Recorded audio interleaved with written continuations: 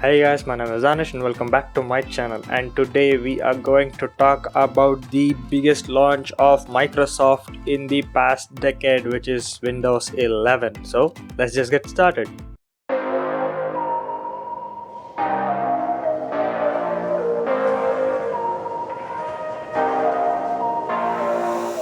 So you might have seen in the news that Windows 11 was launched, and it's pretty exciting, but not in the ways that you might be looking for, because there are a few caveats with this launch that I'm going to cover right here. So starting out with the UI and the look, it's a bit more glassy, a bit more smooth, a bit more translucenty, and we have seen this in Windows Vista before, after the Windows XP, and it wasn't a big success. But here in Windows 11 it doesn't have the bigger shortcomings that Windows 8 or Vista had. That was a huge revamp in UI. This is just the Windows 10 OS with a lot of tweaks and a lot of work under the hood, but it is still majoritively Windows 10 underneath, so that is a good thing, and there will be a lot of improvements to be had, but most of them are visual, and it will be interesting for the adoption of this software. And coming to adoption, the specifications and the minimum requirements is really similar to Windows 10, and not a lot of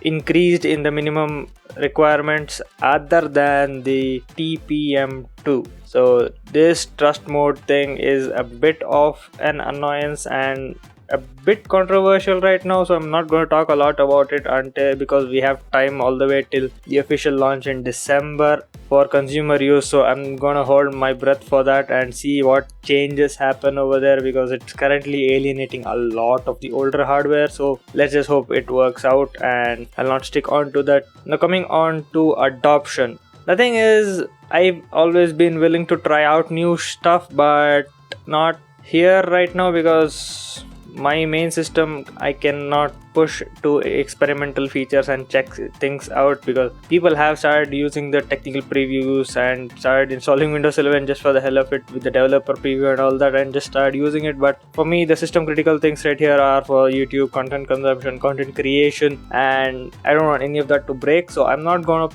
adopt Windows 11 as soon as it launches. I'll at least wait for a couple of months until all the studio drivers are there, all the applications have been updated and optimized. Optimized is the keyword, because the applications on Windows 10 are compatible with Windows 11, but you can't just brute force through everything when you are already brute forcing through a lot of footage. So I'll wait for the optimized application updates before I switch to Windows 11. And also games, I don't want anything to break so that I can't play my games for a couple of months because something or the other is not working with each other. So I'm gonna hold off on switching to Windows 11 until I can guarantee and make sure that all of these are rectified, and not be one of those beta drivers who goes through all the errors and suffers through all of that. I do this on my Mac. I do actually go for the public beta release for my MacBook, and the thing is, I don't have any need of critical work on that. So as long as I can do content consumption and do light workloads, I'm happy with that. And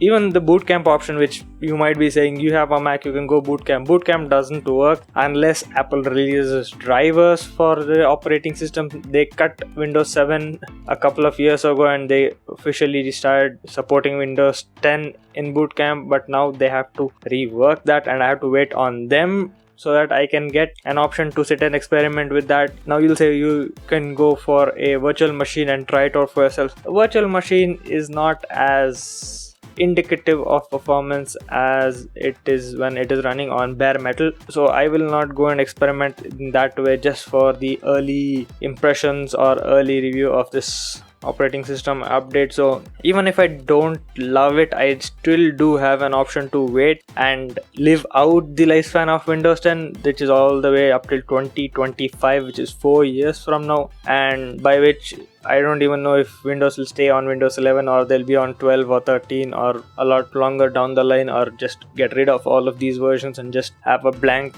thing and just do yearly revisions, which they did for Windows 10 for a long while. So yeah, it's a lot of speculation and a lot of people crossing their fingers hoping that Windows 11 is not a dud, because of the history of Windows operating system of a success fail, XP, Vista, 7, 8 and 10, and now upcoming 11. So yeah, those have been my thoughts on the Windows 11 launch, and I'm interested but not convinced yet.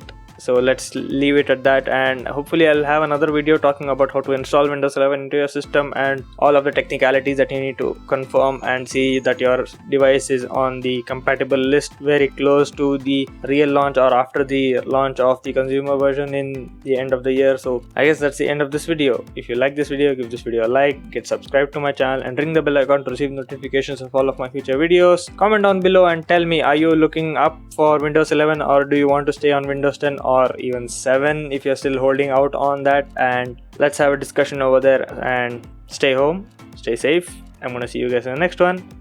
Peace.